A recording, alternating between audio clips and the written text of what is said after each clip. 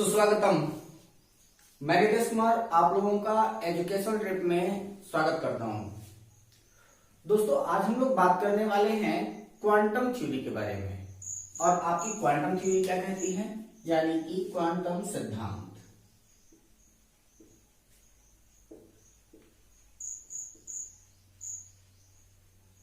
आपको मैं दोनों चीजें बता देता हूं क्वांटम थ्योरी के लिए। एक इसका शॉर्टकट है और इसका एक जो है वो डिस्क्रिप्शन है। दोनों को अगर हम आपको बता दें तो दोनों आपके लिए क्या हो जाएगा, वैलिडेट होगा, यानी कि आसानी से वो आपके लिए हो जाएगा। तो सबसे पहले हम लोग देखते क्या है कि जो आपका क्वांटम थ्योरी होता है वो डिपेंड करता है NLMS के ऊपर। ठीक है, तो ये जो आपका NLMS है, इसमें क्या होगा कि यहां पर जो आपका n होता है वो होता है आपका प्रिंसिपल क्वांटम नंबर। ठीक है, l जो होता है वो होता है आपका एजीमुथल क्वांटम नंबर, जो m होता है वो होता है आपका मैग्नेटिक क्वांटम नंबर, और जो ये आपका s होता है वो होता है आपका स्पिन क्वांटम नंबर। ठीक है, किस प्रकार से ये क्रिएट होता है, हर एक छोटे छोटे पॉइंट्स को बिल्कुल बारीकियों से देखेंगे, बिल्कुल ये छोटी सी चीज है क्लियर हो जाएगी। तो सबसे पहले हम लोग देखते क्या है कि यहां पर आपका n का मतलब होता है प्रिंसिपल क्वांटम नंबर या फिर मेन क्वांटम नंबर। ठीक है, तो इसको हम लोग लिख लेते हैं मेन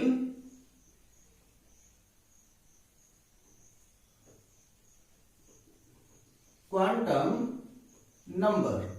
अब ये जो आपका प्रिंसिपल क्वांटम नंबर है या फिर मेन क्वांटम नंबर है, इसको हम लोग कहते हैं मुख्य क्वांटम संख्या।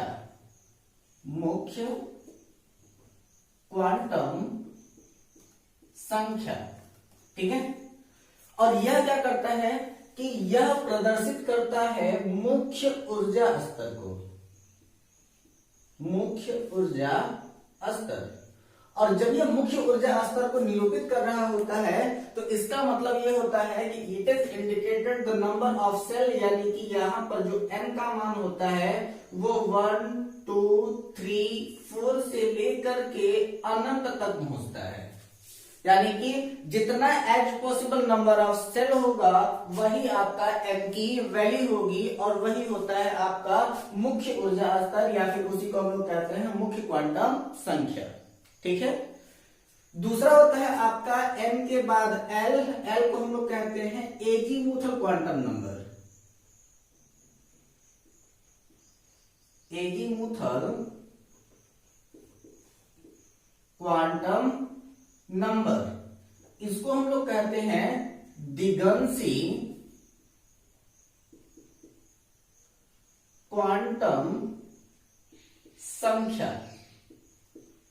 इसको हम लोग क्या कहते हैं, दिगंशी क्वांटम संख्या कहते हैं, और यह इंडिकेट करता है किसको, उप ऊर्जा स्तर को। ठीक है, यानी कि सब एनर्जी लेवल को इंडिकेट करता है कौन, आपका एजीमुथल क्वांटम नंबर। और इसकी वैल्यू क्या हो जाती है कि L is equal to 0 to n-1, यानी कि जितना भी as possible number of n होगा उससे एक कम, और 0 से लेकर के n-1 तक इसकी संख्या होती है। तीसरा है आपका m का मतलब होता है magnetic quantum number. Magnetic quantum number. ठीक है, यह क्या करता है, यह दिखाता है, इसको हम लोग कहते हैं चुंबकीय क्वांटम संख्या। ठीक है, तो ये क्या हो जाता है आपका चुंबकीय क्वांटम संख्या। और चुंबकीय क्वांटम संख्या क्या कहती है, यह इंडिकेट करता है इलेक्ट्रॉन का स्थान। ठीक है, और ये जो इसकी वैल्यू होती है, यानी कि जो आपके m की वैल्यू होती है वह डिपेंड करती है l के वैल्यू के ऊपर। ठीक है, और जब ये l की वैल्यू के ऊपर डिपेंड करती है तो इसकी वैल्यू क्या हो जाती है कि m is equal to -l to 0 to +l। ठीक है, कहीं कहीं पर कुछ किताबें जो होती हैं वो आपकी कहती हैं plus L to zero to minus L, तो दोनों कोई गलती नहीं है, चाहे आप प्लस से लेकर के माइनस जाए चाहे माइनस से लेकर के प्लस जाए, दोनों सही है। ठीक है, तो m इज इक्वल टू क्या देता है आपका minus L two zero two plus L. ठीक, इसके बाद है आपका s का मतलब होता है spin quantum number, spin quantum number, इसको हम लोग हिंदी में कहते हैं चक्रण क्वांटम संख्या। ठीक है, और यह क्या करता है, यह इंडिकेट करता है इलेक्ट्रॉन की दिशा, यानी कि it is indicated the direction of electron. ये क्या करता है, इलेक्ट्रॉन की दिशा का निरूपण करता है। तो यहां पर s की वैल्यू जो है कि अगर इलेक्ट्रॉन क्लॉकवाइज है तो इसका मतलब है कि इसकी वैल्यू हो जाएगी प्लस हाफ, और जब कभी भी इलेक्ट्रॉन एंटी क्लॉकवाइज है तो इसकी वैल्यू जो होगी वो हो जाएगी माइनस हाफ। ठीक है, यानी कि इलेक्ट्रॉन के क्लॉकवाइज होने पर इसकी वैल्यू जो होती है वो प्लस हाफ होती है, और इलेक्ट्रॉन के एंटी क्लॉकवाइज होने पर इसकी वैल्यू जो होती है वो आपकी माइनस हाफ होती है। वह आपके ऊपर डिपेंड करता है कि आप चाहे क्लॉकवाइज को माइनस करें चाहे एंटी क्लॉकवाइज को माइनस करें, यानी कि अगर एक जो होगा वो क्लॉकवाइज होगा तो दूसरा जो होगा वो आपका एंटी क्लॉकवाइज हो जाएगा। ठीक, सपोज कीजिए कि अगर इसी थ्योरी का अगर हम लोग इस्तेमाल करें तो यहां पर अगर दिया हुआ है n इज इक्वल टू 4, ठीक है, जैसे कि अगर हमसे कह दिया जाए कि यदि n बराबर 4 तो क्वांटम के सभी मान ज्ञात कीजिए। ठीक है, तो अगर हमको n इज इक्वल टू 4 दे दिया तो यहां पर l का मान कितना हो जाएगा 0 1 2 3। क्यों, क्योंकि 0 टू n माइनस 1, तो अगर n का मान 4 दिया है तो l का मान कितना हो जाएगा 0 1 2 3 हो जाएगा। इसके अकॉर्डिंग जो m का मान है वो l के प्रत्येक मान पर निर्भर करेगा, है ना। तो m का मान किसके ऊपर डिपेंड करेगा, l के मान के ऊपर। तो 0 का कोई प्लस माइनस नहीं होता, इसलिए ये 0 रह जाएगा। अब l बराबर 1 तो m बराबर क्या हो जाएगा -1 0 +1। अब m बराबर 2 तो इसकी वैल्यू क्या हो जाएगी l के ऊपर डिपेंड होने पर -2 -1 0 +1 +2। ठीक है, अब यहां पर l बराबर 3 तो m का मान क्या आ जाएगा -3 -2 -1 0 +1 +2 +3। ठीक, तो अगर n बराबर 4 तो l का मान कितना हो जाएगा 0 1 2 3, क्योंकि n 0 to n-1 होता है, और m का मान जो होता है वो l के प्रत्येक मान पर निर्भर करता है। तो अगर l बराबर 0 तो m बराबर 0, अगर l बराबर 1 तो m बराबर -1 0 +1, अगर l बराबर 2 तो m बराबर हो जाएगा -2 -1 0 +1 +2। ठीक है, अगर l बराबर 3 तो m बराबर क्या हो जाएगा -3 -2 -1 0 +1 +2 एंड +3। ठीक, अब यहाँ पर एक छोटी सी ट्रिक प्ले की जा रही है, जैसे कि अगर यहाँ पर s बराबर तो क्लॉक के लिए जो होता है वो आपका +हाफ और एंटी क्लॉकवाइज के लिए -हाफ, वो तो हम रखेंगे ही। ठीक, लेकिन यहाँ पर जो मेन समझने वाली बात है वो ये है कि जैसे कि अगर यहाँ पर l बराबर 0 था तो यहाँ पर m का कितना मान आया 1 मान आया। ठीक है, तो इसका मतलब है कि यह इंडिकेट कर रहा है सिंगल ब्रैकेट को। तो जब कभी भी l बराबर 0 तो वह इंडिकेट करेगा किसको, यस को। ठीक है, जब l बराबर 1 हुआ तो यहां पर कितने ब्रैकेट बने, कितने मान आए थे आपके m के, तो इसके 3 मान आए थे। जब l बराबर 1 तो m बराबर क्या -1 0 +1, 3 मान आए। और 3 ब्रैकेट कहां बनता है, जब आपका p होता है तो अगर अगर l बराबर 1 तो यह इंडिकेट करने लगेगा किसको, p ऑर्बिटल को, क्योंकि वहां पर 3 चैम्बर बन रहे हैं। ठीक है, इसके बाद जब यहाँ पर l बराबर 2 तो m बराबर m के कितने मान आ जा रहे हैं, तो यहां तक आप देखेंगे तो आप देखेंगे कि इसमें टोटल कितने मान आ रहे हैं 5 मान आ रहे हैं, है ना, 1 2 3 4 5।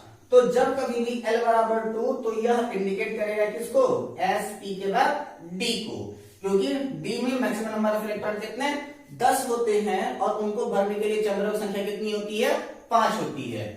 जब L बराबर 3 तो M का कितना मान आ रहा है? तो उसका मान आ रहा होगा 7। देखिए जरा सा, तो 1 2 3 4 5 6 7, ठीक है। तो -3 -2 -1 0 +1 +2 +3। तो जब कभी भी L बराबर 3 तो यह इंडिकेट करेगा किसको? F को, ठीक है। हम लोग से क्वेश्चन कैसे पूछा जाता है उसको हम लोग देखते हैं। तो यहां पर हम लोग एक लूप बना लेते हैं कि जब कभी भी L बराबर 0 तो वह इंडिकेट करेगा S को, जब कभी भी L बराबर 1 तो वह इंडिकेट करेगा P को, जब कभी भी L बराबर 2 तो वह इंडिकेट करेगा D को, और जब कभी भी L बराबर 3 तो वह इंडिकेट करेगा F को, ठीक। प्रत्येक जो आपका ये ब्रैकेट है उस प्रत्येक ब्रैकेट में 2 इलेक्ट्रॉन भरे जाने हैं, एक क्लॉकवाइज दूसरा एंटी क्लॉकवाइज। याद है ना ये बात? तो जब क्लॉकवाइज भरा गया तो इसकी वैल्यू तुरंत हो गई कितनी? 1/2 प्लस में, और जब एंटी क्लॉकवाइज भरा गया तो इसकी वैल्यू कितनी हो जाएगी? -1/2। उसी प्रकार से 1 2 3 4 5 6, तो इसके लिए +½ -½ +½ -½ +½ -½ इसी प्रकार से वो आगे की ओर बढ़ता हुआ चला जाएगा। तो अब हम लोग यहां पर बात करते हैं कुछ इंपॉर्टेंट फैक्ट की, जो कि इससे बहुत ज्यादा रिलेट करता है। ये तो आपके लिए थोड़ा सा इंपॉर्टेंट फैक्ट है, इसको आप लोग अगर चाहें तो कैप्चर या स्क्रीनशॉट ले लें। तो चलिए अब हम लोग आगे देखते हैं। तो ये तो आपका एक मेन प्रिंसिपल है, वह आपका तो रहेगा। लेकिन अब यहां पर हम लोग करते क्या है कि अगला जो कुछ दिनों में हम आप लोगों को पीरियोडिक क्लासिफिकेशन बताने वाले हैं, यानी कि तत्वों का आवर्ती वर्गीकरण बताने वाले हैं, जो कि इसके लिए सबसे ज्यादा महत्वपूर्ण हो जाता है समझने के लिए। तो अगर आप क्वांट समझ लें तो पीरियोडिक टेबल समझना आसान हो जाता है, ठीक है। अब ऑफ-बाउ का रूल अगर आपने कल देखा होगा तो उस ऑफ-बाउ के रूल में मैंने आपको 2-3 चीजें बड़ा इंपॉर्टेंट बताई थी, ठीक है। वह क्या बताई थी मैंने कि 1 yes 2 yes 2p 3 yes 3p 3d 4 yes 4p 4d 4 yes, ऐसे करके मैंने एक ग्राफ बनाया था ना। तो जब हमने ऐसा कुछ ग्राफ बनाया था तो इसका मतलब ये है कि जो आपका p ऑर्बिटल है वो सदैव 2 से शुरू होगा, इसके पहले p ऑर्बिटल दिखेगा ही नहीं, ठीक है। जो आपका d ऑर्बिटल है वो सदैव 3 से शुरू होगा, और जो आपका f ऑर्बिटल है वो हमेशा 4 से शुरू होगा। यानी कि अगर आपको कहीं पे भी 3f दिख जाए तो वह आंसर वहीं पर गलत हो जाएगा, क्योंकि 3f होता ही नहीं है, ठीक। पीरियोडिक टेबल में आप देखते क्या हो कि यस वाले 7 आपको मिलेंगे ही मिलेंगे, लेकिन p वाले जो होंगे वो आपके 6 कॉलम्स ही मिलेंगे। केवल हीलियम जो आपका आता है वह आपका नोबल फैमिली में रखा गया है, p ऑर्बिटल में उसे नहीं रखा गया है। हीलियम वास्तविकता में s ऑर्बिटल का है। हाइड्रोजन और हीलियम इन दोनों का प्लेस निर्धारित नहीं किया गया है अभी तक, क्योंकि जो हाइड्रोजन है वो हमारे पूरे पीरियोडिक टेबल का आवारा एलिमेंट है। आवारा एलिमेंट क्यों है? वह इसलिए क्योंकि वह अपने पास पॉजिटिव नेचर भी रखता है, नेगेटिव नेचर भी रखता है। और वह कब पॉजिटिव रखता है कब नेगेटिव रखता है उसको हम लोग डिस्कस करेंगे तब, जब हम लोग ऑक्सीडेशन नंबर यानी कि ऑक्सीकरण संख्या के बारे में पढ़ेंगे तब वो डिटेल हो जाएगा। तो यहां पर आपका क्या हो जाता है कि हम लोग यहां पर लिख देते हैं कि yes orbital always started with 1, ठीक है। यानी कि एस ऑर्बिटल हमेशा कहां से शुरू होगा? हमेशा 1 से शुरू होगा, ठीक है। इसके बाद फिर अगला p orbital always started with 2, ठीक है। p ऑर्बिटल हमेशा कहां से स्टार्ट होगा? हमेशा 2 से स्टार्ट होगा। इसके यानी कि अगर कभी भी 1p दिख जाए तो 1p तुरंत गलत मारिए, क्योंकि वो गलत है। p हमेशा 2 से स्टार्ट होगा।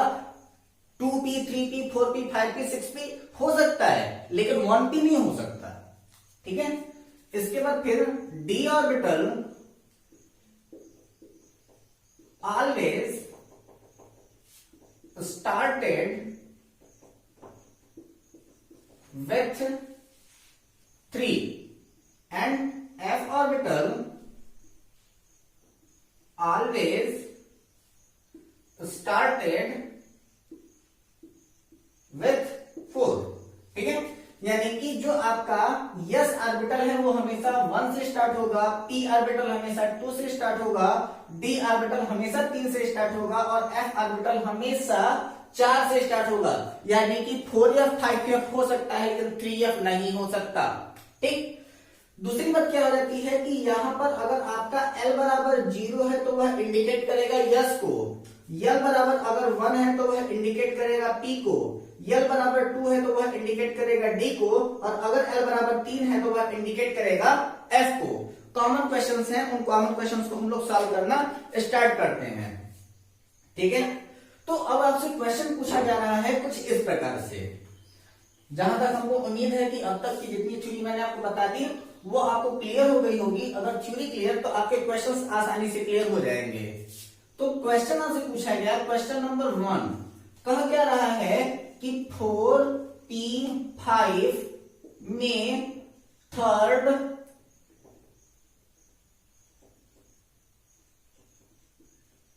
इलेक्ट्रॉन के लिए क्वांटम के सभी मान बताएं। ठीक है, तो कहा क्या रहा है 4p5 में थर्ड इलेक्ट्रॉन के लिए क्वांटम के सभी मान बताएं। ठीक, तो अब हम लोग देखें क्या कि यहां पर आपको जैसे ही इंडिकेट हुआ 4p5, ठीक, तो 4p5 को इंडिकेट होने का मतलब क्या है कि यहां पर आपका ये जैसे अगर लिख दिया ना 4p5, तो यहां पर ये जो 4 है वो इंडिकेट कर रहा है n को, जो ये आपका p है वो इंडिकेट कर रहा है l को, और जैसे ही ये दोनों निकल गया बाकी की वैल्यू अपने आप निकल जाएगी। ठीक है, तो अब यहां पर हमको दे क्या रहा है कि 4p5 दे रहा है, तो यहां पर n बराबर कितना हो जाएगा, बड़े आराम से 4 हो जाएगा क्योंकि ये n को इंडिकेट कर रहा है, ये जो है आपका l को इंडिकेट कर रहा है, तो यहां पर दिया गया है क्या p, तो यहां पर l का मान क्या है p है, तो p का मान कितना होता है जब l बराबर 1 तो वह किसको इंडिकेट करता है p को, तो यहां पर l बराबर कितना हो जाएगा 1 हो जाएगा बिना किसी दिक्कत के। ठीक, तो 4p5 में n और l आपको मिल गया, n कितना हो गया, ये हो गया आपका 4, यहाँ पर p था तो हमने आपको बता दिया है कि जब कभी भी l बराबर 0 तो वह s, l बराबर 1 तो वो p, l बराबर 2 तो वो d और l बराबर 3 तो वो f को इंडिकेट करता है। ठीक है, तो अब यहाँ पर जब हम लोग m की बात करेंगे तो m की बात क्या कह रहा है कि जब कभी भी m का मान जो होता है वो डिपेंड करता है किसके ऊपर, l के मान के ऊपर करता है ना, तो m का मान डिपेंड कर रहा है किसके ऊपर, l के मान के ऊपर, तो यहां पर क्या हो जाएगा कि l का मान -1 0 +1 ब्रैकेट आप बना लीजिए और इलेक्ट्रॉन को फिल कर दीजिए फटाक से। ठीक है, 3 चैम्बर बने, अब इन 3 चैम्बर में हमारे पास दिए कितने इलेक्ट्रॉन है, 5 इलेक्ट्रॉन दिए हैं, 1 2 3 4 5। ठीक, 5 इलेक्ट्रॉन हमने फिल कर दिया, हमसे पूछ क्या रहा है थर्ड इलेक्ट्रॉन के लिए, तो ये हो गया आपका पहला इलेक्ट्रॉन, ये हो गया आपका दूसरा इलेक्ट्रॉन और ये हो गया आपका तीसरा इलेक्ट्रॉन। तो हमने क्या कहा था कि यम जो होता है वो इलेक्ट्रॉन का स्थान निरूपित करता है ना, और जब कभी भी m इलेक्ट्रॉन का स्थान निरूपित कर रहा है तो यहां पर तीसरा वाला इलेक्ट्रॉन किस में आया है, +1 में आया है, तो जब तीसरा वाला इलेक्ट्रॉन +1 में आया तो यहां पर m की वैल्यू क्या हो जाएगी +1 हो जाएगी, और s का मान क्या हो जाएगा, इलेक्ट्रॉन ऊपर देख रहा है, ऊपर देख रहा है का मतलब +½ नीचे देखता तो -½ हो जाता। कोई दिक्कत, बिल्कुल स्मॉल फैक्ट है ये सब, आसानी से आप लोग करना चाहें तो आराम से आप लोग कर सकते हैं। कुछ और क्वेश्चंस के ऊपर हम लोग देखते हैं कि बात करते हैं, इसके बाद कुछ अपवाद हैं, उन अपवादों के ऊपर ही हम लोग बात करेंगे। ठीक है, चलिए अगला आपका क्वेश्चन क्या कहता है, क्वेश्चन कहता है क्या है कि 4d7 में 6 इलेक्ट्रॉन के लिए क्वांटम के सभी मान बताइए। ठीक है, तो यहां पर क्या कह रहा है 47 में 6 इलेक्ट्रॉन। अब 47 में 6 इलेक्ट्रॉन जैसे ही कह दिया तो यहां पर हम लोग करेंगे क्या, तुरंत आप लोग को निकाल लेते हैं कि ये क्या दे रहा है 47 दे रहा है, तो ये हो जाएगा आपका n, ये हो जाएगा आपका l। तो n बराबर दे दिया आपका 4 और l बराबर d है, तो d का मतलब 2 है, तो यह बराबर कितना हो जाएगा 2 हो जाएगा। इसके बाद फिर m बराबर क्या हो जाएगा, तो फिर आप तुरंत ब्रैकेट बना लें। ठीक है, 2 है तो -2 -1 0 +1 +2 ब्रैकेट आप सर्कुलेट कर लें, अलग अलग कर लें सारे ब्रैकेट्स को। अब क्या कर रहा है 7 इलेक्ट्रॉन दिए हुए हैं तो हम फिल कर देते हैं 1 2 3 4 5 6 7। ठीक है, कह क्या रहा है छठवां इलेक्ट्रॉन, तो ये है आपका पहला इलेक्ट्रॉन, ये है दूसरा इलेक्ट्रॉन, ये है तीसरा इलेक्ट्रॉन, ये है चौथा इलेक्ट्रॉन, ये है पांचवा इलेक्ट्रॉन और ये है छठवां इलेक्ट्रॉन। छठवां इलेक्ट्रॉन की ये बात हो रही थी, तो छठवां इलेक्ट्रॉन कहां पर है, छठवां इलेक्ट्रॉन है -2 में, तो m का मान कितना हो जाएगा -2 हो जाएगा।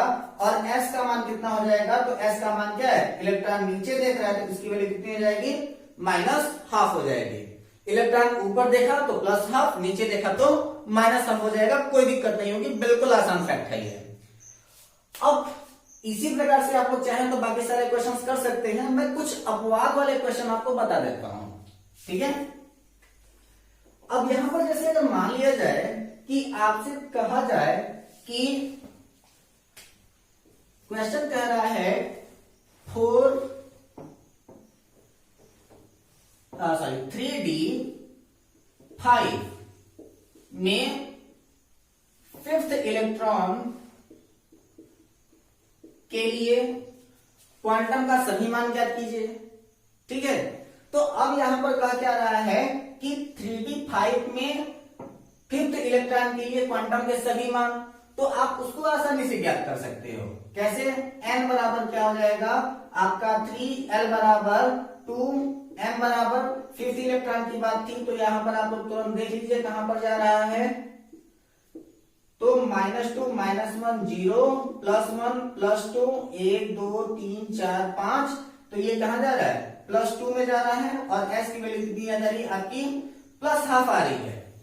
ठीक है, तो अब यहां पर जैसे ही ये +½ हो गया, सपोज कीजिए कि अगर आपसे कह दिया जाए कि 3d5 की जगह पर अगर आपसे कह दिया जाए 3d4 में 4th इलेक्ट्रॉन कह दिया जाए, तो आप क्या करोगे, आपको तो आदत पड़ी है कि आप तुरंत NLMS देखें और तुरंत निकालने बैठ गए, लेकिन यहां पर आपको थोड़ा सा कंसंट्रेट होना पड़ेगा, क्योंकि ये जो आपका 3d4 है वह आपका होता ही नहीं है, क्योंकि 3d4 बाय रूल 24 का होना चाहिए। और एटॉमिक नंबर 24 मैंने बताया था आपको, एटॉमिक नंबर 24 और 29 दो के दोनों अपवाद हैं, तो 3d4 24 का होना चाहिए, होता नहीं है ना, होता है नहीं होता।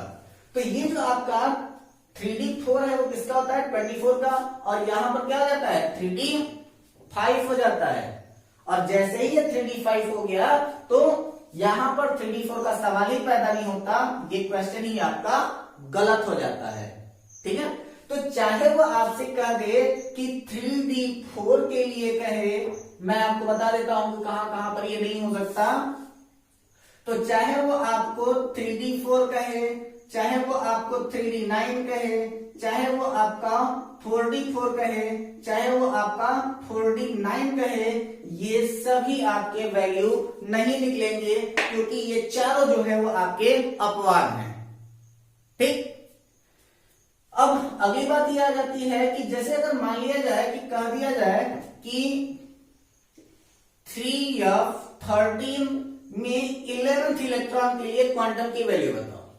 ठीक है, तो जैसे 3f13 दिखाई दे तो आप करेंगे क्या कि n = 3 है, f = 3 है, क्योंकि l बराबर 3, तो ये इसको इंडिकेट करता है, f को इंडिकेट करता है। रूल क्या कहता है, रूल क्या कहता है कि कभी भी L इज इक्वल टू जो होगा वो 0 to n-1 होगा, यानी कि जो L है is not equal or greater than n।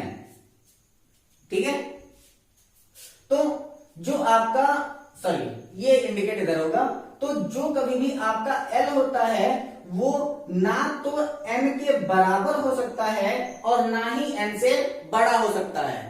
जब कभी भी होगा छोटा ही होगा। तो यहां पर क्या कह रहा है कि आपका L की मान जो है वो n का मान 3 और L का भी मान 3, दोनों मान इक्वल। क्वेश्चन आपका गलत। वहां पर तुरंत अगर आपको 3F के लिए अगर पूछ रहा है तो आप उसको CND मानेंगे, यानी कि कैन नॉट डिटरमाइन, क्योंकि ये हो ही नहीं सकता। क्योंकि मैंने आपको पहले भी बता दिया था, चाहे आप इसको यहां पर सॉल्व करके देख लें, चाहे आप रूल से निकाल रहे हैं, मैंने आपको बता दिया था कि s orbital always started with 1, p orbital always started with 2, d orbital always started with 3 and f orbital always started with 4। चाहे उससे निकाल लें चाहे इस रूल से निकाल लें, जैसे ही आपको बड़ा या बराबर दिखाई दे, यानी कि L का मान n के मान के या तो बड़ा हो जाए या तो उसके बराबर हो जाए, तो आप तुरंत करेंगे क्या, गलत करेंगे। क्योंकि n का जो L का मान है वो ना तो n के मान के बराबर हो सकता है और ना तो L का मान n के मान से बड़ा हो सकता है। ठीक, तो इन कुछ विशेष बातों का आप लोग ध्यान रखेंगे। इसके बाद फिर आपके कोई भी आंसर आपके गलत होने वाले नहीं है। कभी कभी क्वेश्चन कहता है रिवर्स करके, और रिवर्स में आपसे पूछता क्या है कि जैसे अगर आपसे पूछ दिया जाए कि अगर n बराबर 3, L बराबर 1, इसके बाद फिर n बराबर 0, s बराबर -½ तो परमाणु क्रमांक क्या है। ठीक है, तो जैसे जैसे आपसे कह दिया गया n बराबर 3, L बराबर 1, n बराबर 0 और s बराबर -½ तो परमाणु क्रमांक क्या है। तो यहां पर n बराबर 3 तो सीधे सीधे यहां पर आप लोग लिख लीजिएगा क्या 3। L बराबर 1 तो यहां पर L बराबर 1 का मतलब P, तो आप यहां पर लिख दीजिएगा P, यानी कि ये तो कंफर्म हो गया कि यह जो आपका एटम है, यानी कि यह जो आपका परमाणु है वो पक्का है कि कहीं ना कहीं 3p में है। अब 3p में वो कहां है आप उसको देख लीजिए। तो यहां पर जैसे ही आपका 3p हुआ तो 3p होने के बाद फिर आप करेंगे क्या, p का मतलब कि ब्रैकेट बना दीजिए फटाक से, होगा क्या -1 क्योंकि 1 दिया है, 0 + 1 कहा क्या रहा है, इलेक्ट्रॉन यहीं पर आ रहा है, तो 1 2 3 4 5। ठीक है, पांचवा इलेक्ट्रॉन होगा क्यों, क्योंकि ये जो होता है आपका प्लस माइनस ही चलता है।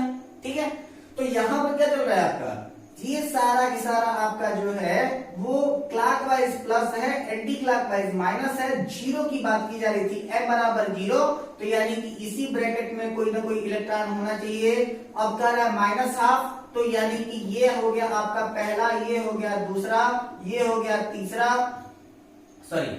ये हो गया पहला, ये हो गया दूसरा, ये हो गया तीसरा, ये हो गया चौथा और ये हो गया आपका पांचवा इलेक्ट्रॉन। तो ये क्या हो जाएगा आपका 3p5, कंफर्म हो गया। अब यहां पर जैसे ही पता चल गया कि ये 3p5 है तो आप इसको रूल के अकॉर्डिंग निकाल लो कि यह एटम कौन सा है। तो जैसे ही आपका यहां पर दे दिया क्या 3p5, तो ये हो जाएगा 1s2 2s2 2p6 3s2 3p5। तो क्या हो जाएगा 6 2 8 2 10 10 2 12 12 5 17 यानी कि ये पक्का है कि क्लोरीन है, चेक कर लीजिएगा। तो ठीक है, तो क्या कह रहा है, ये इतना तक आपका आ जाएगा 10 10 5 15 15 2 17। तो ये क्या हो जाएगा आपका परमाणु क्रमांक कितना जा रहा है, परमाणु क्रमांक हो गया 17। अगर आपसे पूछ दिया जाए कि परमाणु कौन सा है तो वह परमाणु कौन सा है आपका क्लोरीन है। इसी प्रकार के और ज्यादा प्रश्न करने का आप लोग प्रयास कीजिएगा। थोड़ा सा इसकी समरी कर देंगे हम आपके अगले वीडियो में। जो भी आपको कोई भी समस्या अगर इस वीडियो से रिलेटेड अगर आपको आई तो अगर आपके पास में दिमाग में किसी भी प्रकार का कोई क्वेश्चन हो तो आप हमको हमारे कमेंट बॉक्स में जरूर बता दीजिएगा। हम अपने अगले वीडियो में उस क्वेश्चन का सॉल्यूशन और आपकी उस शंका का समाधान कर देंगे कि किस प्रकार से उसको हम लोग सॉल्व करेंगे। ठीक है, तब तक आप लोग हमारे इस वीडियो को, अगर आपको ये हमारी वीडियो पसंद आए तो हमारे इस वीडियो को लाइक करें, अपनी राय हमारे कमेंट बॉक्स में दें, साथ ही साथ अपने प्रश्न और आपको जो भी यहाँ पर समझ में ना आया हो उसको भी हमारे कमेंट बॉक्स में जरूर बताएं। यदि आप हमारे इस चैनल पर नए हैं तो हमारे चैनल को सब्सक्राइब करके बेल आइकन जरूर दबाएं ताकि आपको हमारे हर एक नए वीडियो की नोटिफिकेशन आपको सबसे पहले प्राप्त हो। हमारे इस वीडियो को ज्यादा से ज्यादा लोगों को शेयर करें। घर पे रहें, हंसते रहें, मुस्कुराते रहें, अपना और अपनों का ख्याल रखें। तब तक के लिए धन्यवाद। मिलते हैं अगले वीडियो में।